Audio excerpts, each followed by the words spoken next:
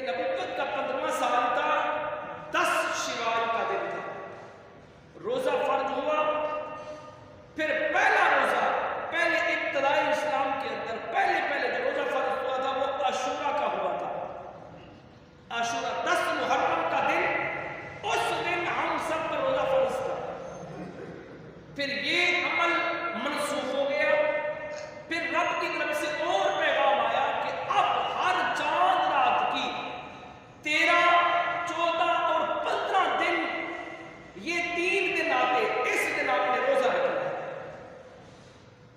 پھر ایک دن منسوخ ہو گیا، پھر 3 دن ناسخ ہو گئے۔ پھر اللہ کریم نے یہ عمل بھی منسوخ کر دیا۔ اب اللہ نے فرمایا اب یا ایھا الذین آمنوا کتب علیکم الصیام کما کتب علی الذین من قبلکم لعلکم تتقون۔ اب تم پر ایک مہینہ فرض کر دیا، ایک مہینہ فرض کر دیے گئے ہیں روزوں کے۔ اچھا اس وقت پھر بھی رخصت تھی، رخصت چاہے تو کوئی روزہ رکھے، چاہے تو کوئی فدیہ دے دے روزے کے بدلے میں۔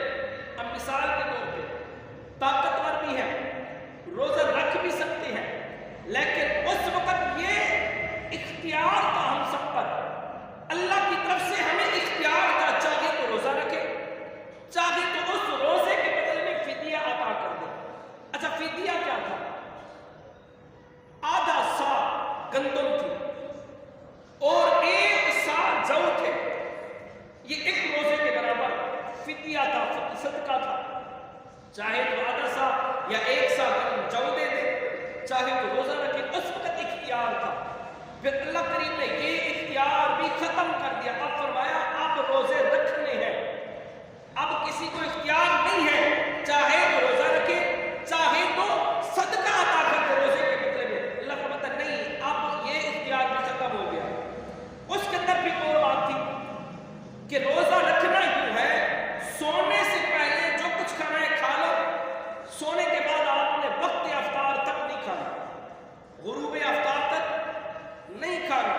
پھر ایک واقعہ پیش آیا، حضرت سلمہ حضور کے صحابی، پھر یہ عمل بھی منسوخ ہو گیا۔ اب دیکھیں شریعت کے اندر رخصت دے کے پہلے کیا تھا؟ ایک روزہ تھا، پھر ہر چاند کے 3 دن تھے، 13، 14، 15، اس کے بعد پھر رمضان المبارک کا مہینہ آیا، پھر بھی اختیار تھا۔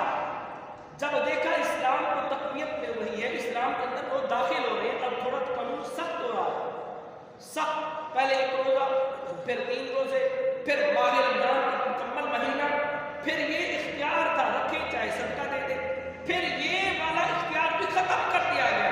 پھر یہ حکم تھا کہ رات کو سونے سے پہلے جو کچھ ہے کھا لے، اس کے بعد نہیں کھانا، پھر یہ حکم بھی ختم ہو گیا۔ پھر ایک اور اختیار تھا، ایک اور حکم تھا اللہ کی طرف سے کہ جو رمضان المبارک کا مہینہ پائے گا وہ اپنی بیویوں سے جماع نہیں کر سکتا، اپنی بیویوں سے جماع نہیں کر سکتا۔ پھر حضرت عمر کا واقعہ پیش آیا، پھر یہ بھی حکم منسوخ کر دیا گیا، آپ رمضان المبارک کے مہینہ کے اندر اپنی بیویوں سے جماع بھی کر سکتے ہیں۔ تو یہ 30 مہینے جس کے بارے میں اللہ کریم نے قرآن مقدس میں ارشاد فرمایا کہ یا ایھا الذین آمنوا کتب علیکم الصیام کما کتب علی الذین من قبلکم لعلکم تتقون، بڑے محبت سے، بڑے پیار سے، بڑے انداز سے، ناز سے اللہ کریم نے اپنے بندوں کو مخاطب کیا ہے، اے میرے بندو میں تم پر روزے فرض کر رہا ہوں، جس طریقے سے پہلوں پر فرض کیے تھے، پہلوں پر روزے فرض کیے تھے، پھر تم پر